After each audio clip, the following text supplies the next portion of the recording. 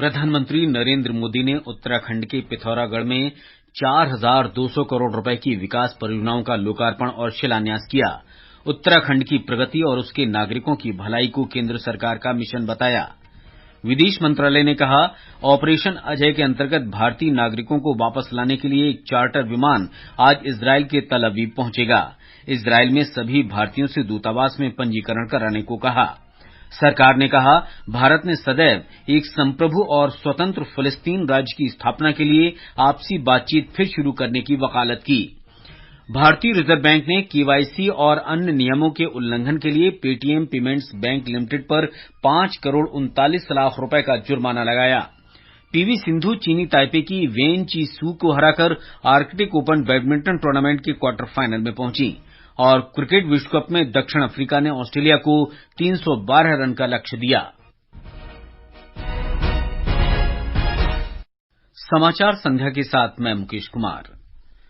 प्रधानमंत्री नरेंद्र मोदी ने आज उत्तराखंड के पिथौरागढ़ जिले में 4,200 करोड़ रुपए मूल्य की विभिन्न विकास परियोजनाओं की आधारशिला रखी और लोकार्पण किया। प्रधानमंत्री ने जनसभा को संबोधित करते हुए कहा कि सीमावर्ती क्षेत्रों का विकास केंद्र सरकार की प्राथमिकता है।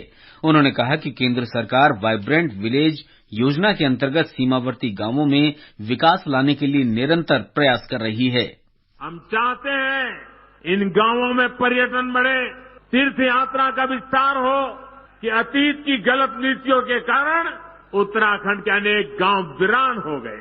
सड़क, बिजली, पानी, पढ़ाई, दवाई, कमाई, हर चीज का अभाव और उस अभाव के कारण लोगों को अपना घर छोड़ना पड़ा है। जैसे जैसे उत्तराखंड में नए अवसर बन रहे हैं, वैसे वैसे अनेक साथी गांव लौटने लगे हैं। प्रधानमंत्री ने कहा कि उत्तराखंड को विकास की नई ऊंचाइयों पर ले जाने और आम लोगों का जीवन आसान बनाने के लिए सरकार पूरे समर्पण के साथ काम कर रही है। श्री मोदी ने कहा कि राज्य में प्राकृतिक आपदाओं की रोकथाम के लिए अगले 5 वर्ष में 4,000 करोड़ रुपए खर्च किए जाएंगे। प्राकृतिक आपदाओं से निपटने के लिए अपनी तैयारी को हमें बेहतर करते रहना ही है और हम करते रहेंगे। इसके लिए आने वाले 4-5 सालों में उत्तराखंड में 4,000 करोड़ रुपए खर्च किए जाएंगे। उत्तराखंड में ऐसी सुविधाओं का निर्माण किया जाएगा जिससे आपदा की स्थिति में राहत और बचाव का काम तेजी से हो सके।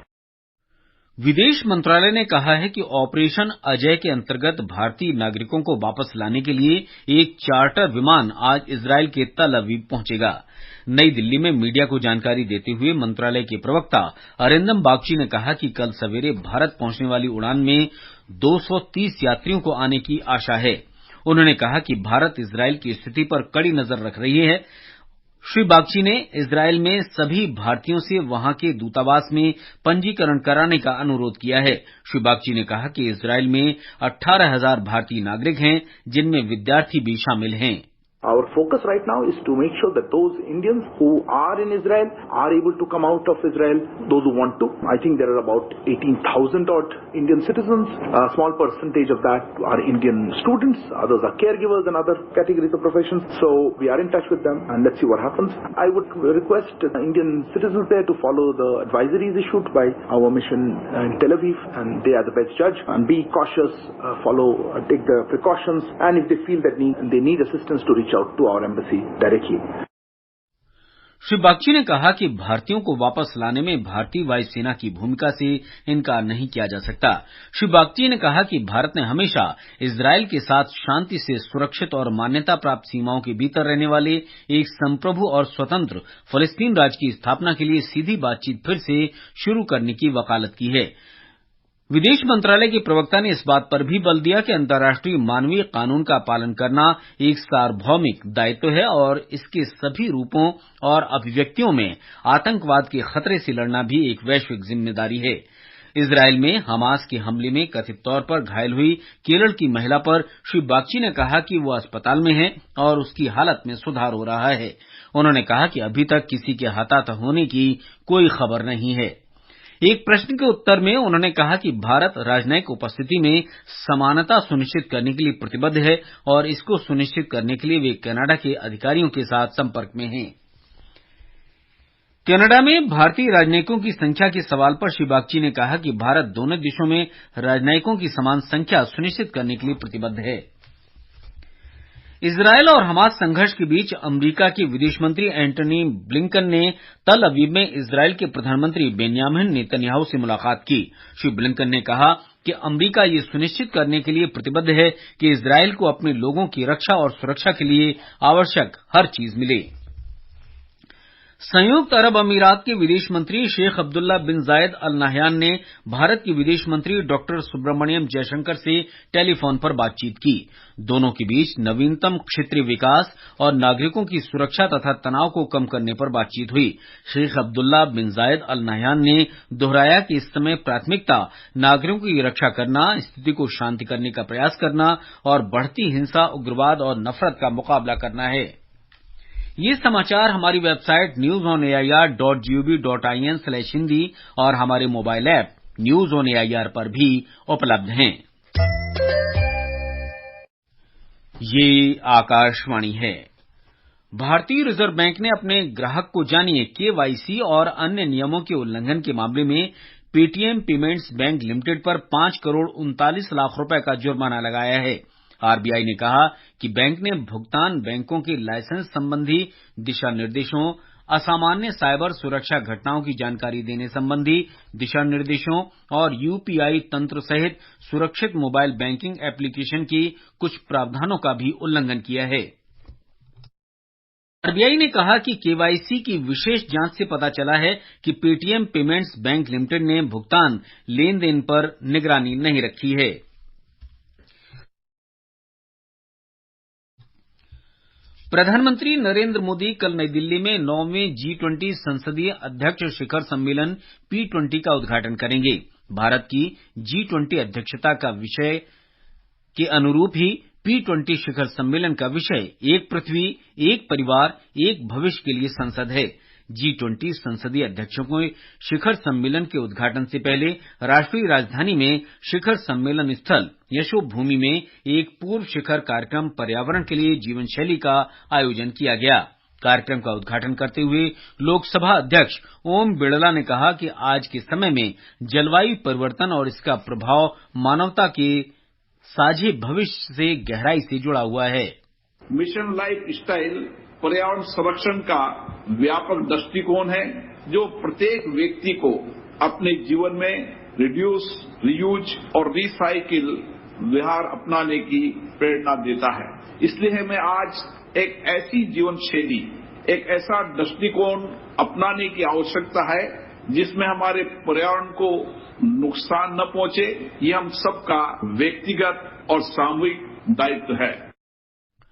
वित्त मंत्री निर्मला सीतारामन ने कहा है कि विश्व को गरीबी मुक्त और रहने योग्य बनाने के लिए भारत विश्व बैंक की नई परिकल्पना का समर्थन करता है। उन्होंने मोरक्को के मराकाश में विकास समिति की 108वीं बैठक में विश्व बैंक के गवर्नर के रूप में भाग लिया। बिहार में बक्सर जिले के रघुनाथपुर में दुर्घटना स्थल पर रेल यातायात की बहाली का काम युद्ध स्तर पर जारी है। आकाशवाणी समाचार से बातचीत में पूर्व मध्य रेलवे के मुख्य जनसंपर्क अधिकारी बीरेंद्र कुमार ने बताया कि आधी रात तक अप लाइन रेलवे यातायात बहाल होने की संभावना है। प्रधानमंत्री नरेंद्र मोदी ने बिहार में रेल दुर्घटना में लोगों की मौत पर दुख व्यक्त किया है। श्री मोदी ने कहा कि प्रशासन प्रभावित लोगों को हर संभव सहायता प्रदान कर रहा है। केंद्रीय स्वास्थ्य मंत्री डॉक्टर मनसुख मांडविया ने सोशल मीडिया पोस्ट में घायल यात्रियों के शीघ्र और बेहतर इलाज के लिए एम्स पटना को निर्देश दिया है। रेलवे ने मृतकों के निकट परिजनों को 10-10 लाख रुपए अनुग्रह राशि और घायलों को 50-50 हजार रुपए सहायता राशि की घोषणा की है। बिहार के मुख्यमंत्री नीतीश कुमार ने भी दुर्घटना में मृतकों के निकट आश्रितों के लिए 4-4 लाख रुपए की अनुग्रह राशि की घोषणा की। राज्य सरकार सभी घायलों के इलाज का खर्च वहन करेगी। सिक्किम में मंगन जिले में बचाव और राहत जारी है। भारतीय वायुसेना के हेलीकॉप्टर से पर्यटकों और स्थानीय लोगों सहित कुल 99 लोगों को लाचुंग और लाचेन से गंगटोक पहुंचाया गया। मौसम खराब होने के कारण कल निलंबित हेलीकॉप्टर सेवा आज सुबह फिर शुरू हुई। केंद्र ने सेतु बंधन योजना के अंतर्गत अरुणाचल प्रदेश में 118 करोड़ 50 लाख रुपए लागत की 7 पुल परियोजनाओं को स्वीकृति दी है। सड़क और परिवहन मंत्री नितिन गडकरी ने कहा कि इन परियोजनाओं से संपर्क सुविधाएं बढ़ेंगी और सभी क्षेत्रों में आर्थिक विकास को बढ़ावा मिलेगा। सूचना और प्रसारण मंत्रालय में सचिव अपूर्व चंद्रा ने आकाशवाणी, दूरदर्शन तथा मंत्रालय की अन्य मीडिया इकाइयों से मेरी माटी मेरा देश तथा विकास संकल्प यात्रा अभियानों के लिए सभी संभव प्रचार करने को कहा है। कर्नाटक के बेंगलुरु में आकाशवाणी की क्षेत्रीय इकाई में मंत्रालय के वरिष्ठ अधिकारियों से श्री चंद्रा ने कहा कि मेरी माटी मेरा देश अभियान 31 अक्टूबर को नई दिल्ली में संपन्न होगा। प्रधानमंत्री इस समारोह में उपस्थित रहेंगे। विकास संकल्प यात्रा नवंबर में शुरू होगी। सरकार ने गंगा जल पर वस्तु और सेवा कर जीएसटी लगाए जाने की मीडिया खबरों को खारिज किया है। केंद्रीय अप्रत्यक्ष कर और सीमा शुल्क बोर्ड ने एक सोशल मीडिया पोस्ट पर कहा कि गंगा जल सहित पूजा सामग्री जीएसटी के दायरे में नहीं है। वर्ष 2017 में जीएसटी परिषद की बैठकों में पूजा सामग्री पर जीएसटी लगाए जाने के बारे में विस्तृत चर्चा हुई थी और इसे जीएसटी सूची में शामिल नहीं करने का फैसला लिया गया था। राष्ट्रीय स्वच्छ गंगा मिशन की कार्यकारी समिति ने 285 करोड़ रुपए की 7 परियोजनाओं को स्वीकृति दे दी है। समिति के महानिदेशक जी अशोक कुमार की अध्यक्षता में आज कार्यकारी समिति की 51वीं बैठक आयोजित की गई। इसमें सीवरेज प्रबंधन के लिए 3 परियोजनाओं, 2 पश्चिम बंगाल में और 1 उत्तराखंड में मंजूरी दी गई। राष्ट्रीय मानवाधिकार आयोग ने पुलिसकर्मियों द्वारा सड़क दुर्घटना में मारे गए व्यक्ति के शव को मुजफ्फरपुर में नहर में फेंके जाने की रिपोर्ट पर बिहार सरकार को नोटिस जारी किया है। आयोग ने मीडिया रिपोर्ट पर स्वतः संज्ञान लेते हुए राज्य के मुख्य सचिव और पुलिस महानिदेशक से इस संबंध में 4 सप्ताह में विस्तृत रिपोर्ट भेजने को कहा है। ये समाचार आकाशवाणी से प्रसारित किए जा रहे हैं। ताजा समाचार जानने के लिए आप हमारे Twitter handle @AIR News Hindi को फॉलो कर सकते हैं। समाचार संध्या में आपका फिर स्वागत है और अब आर्थिक जगत की खबरों के साथ हैं सोनू सूद। बम्बई शेयर बाजार का सेंसेक्स 65 अंक कम होकर 66,408 पर बंद हुआ। नेशनल स्टॉक एक्सचेंज का निफ्टी 17 अंकों की गिरावट दर्ज करते हुए 19,794 पर बंद हुआ। अंतर बैंकिंग विदेशी मुद्रा बाजार में रुपया डॉलर के मुकाबले 83 रुपये 24 पैसे प्रति डॉलर के स्तर पर दर्ज हुआ और अंतर्राष्ट्रीय बाजार में ब्रेंट कच्चे तेल की कीमत $87.40 प्रति बैरल के आसपास थी। आर्कटिक ओपन बैडमिंटन टूर्नामेंट में पीवी सिंधु ने राउंड ऑफ 16 में जीत दर्ज करते हुए क्वार्टर फाइनल में जगह बना ली है। पीवी सिंधु ने चीनी ताइपे की वेन ची सू को 21-11, 21-10 से हराकर क्वार्टर फाइनल में जगह बनाई। पीवी सिंधु ने शुरुआती मिनट में ही चीनी ताइपे के खिलाफ बढ़त हासिल कर ली थी। आईसीसी क्रिकेट विश्व कप में दक्षिण अफ्रीका ने ऑस्ट्रेलिया को 312 रन का लक्ष्य दिया है। पहले बल्लेबाजी करते हुए दक्षिण अफ्रीका ने निर्धारित 50 ओवर में 7 विकेट पर 311 रन बनाए। क्विंटन डिकॉक ने 8 चौके और 5 छक्के लगाकर 109 रन की शानदार पारी खेली।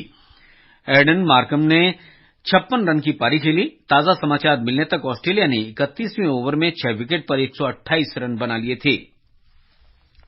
अंत में मुख्य समाचार एक बार फिर। प्रधानमंत्री नरेंद्र मोदी ने उत्तराखंड के पिथौरागढ़ में 4,200 करोड़ रुपए की विकास परियोजनाओं का लोकार्पण और शिलान्यास किया। उत्तराखंड की प्रगति और उसके नागरिकों की भलाई को केंद्र सरकार का मिशन बताया। विदेश मंत्रालय ने कहा, ऑपरेशन अजय के अंतर्गत भारतीय नागरिकों को वापस लाने के लिए चार्टर विमान आज इजरायल के तल अवीव पहुंचेगा। इजरायल में सभी भारतीयों से दूतावास में पंजीकरण कराने को कहा गया। सरकार ने कहा, भारत ने सदैव एक संप्रभु और स्वतंत्र फलस्तीन राज्य की स्थापना के लिए आपसी बातचीत फिर शुरू करने की वकालत की है। भारतीय रिजर्व बैंक ने केवाईसी और अन्य नियमों के उल्लंघन के लिए पेटीएम पेमेंट्स बैंक लिमिटेड पर 5 करोड़ 39 लाख रुपए का जुर्माना लगाया। और क्रिकेट विश्व कप में दक्षिण अफ्रीका ने ऑस्ट्रेलिया को 312 रन का लक्ष्य दिया।